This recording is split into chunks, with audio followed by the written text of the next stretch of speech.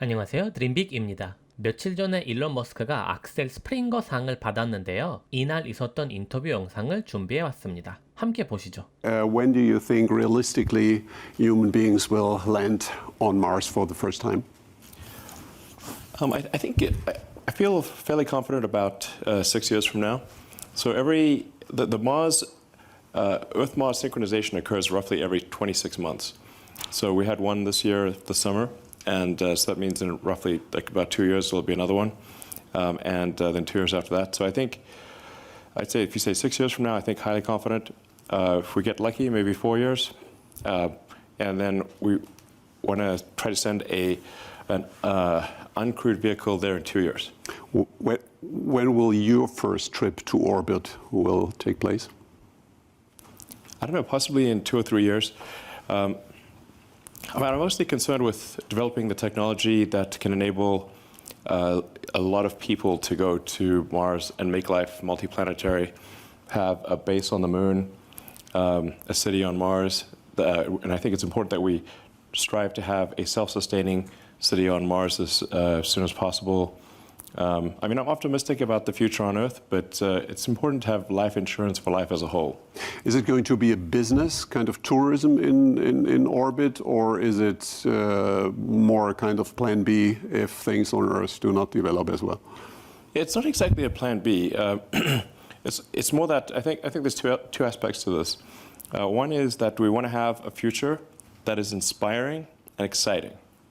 And what are the things that you find inspiring and exciting about the future? And I think a future where we are a spacefaring civilization and out there among the stars, I think every kid gets excited about that. You don't even need to teach them. They just get it. It's like instinctive. And so it's very important for us to have reasons to be excited about life. Like when you wake up in the morning, it can't just be about problems. It's okay. I know everyone in this room deals with a lot of tough problems, but it's got to be more than that. So, I think a future where you can say, hey, even if it's not you, there's going to be people out there. We can have a base on the moon.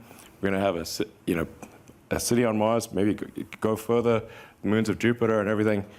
I think that's a very exciting future, and I think most people do. And you seriously want to be buried on Mars? Just not on impact. Yeah. If you're going to, listen, we're all going to die someday. So if you're going to die someday, I'm like, okay, do you want to be buried on Mars or Earth? I'm like, Mars sounds cool. Born on Earth, die on Mars. That's, if you've got the choice.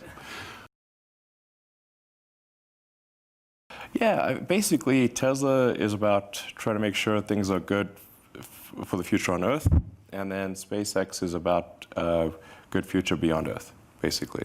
I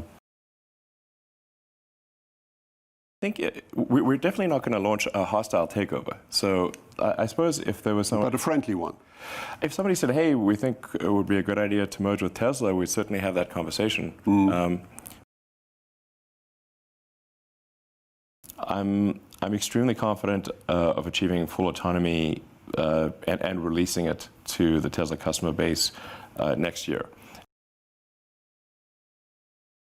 Well, first of all, I'm actually a big fan of Germany. I love Germany. It's great. I have a lot of friends, German friends, and I think Berlin is a very fun city. And I think there's also, from a location standpoint, people, like, say, young people can live in apartments at a reasonable price in the city of Berlin. But if somebody's got a family, they can still have an affordable house.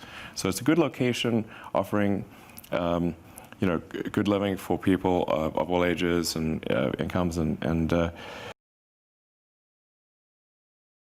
say an AI that is smarter than a human in every way.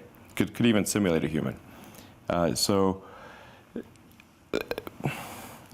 This is something we should be concerned about. I think there should be government oversight of AI developments.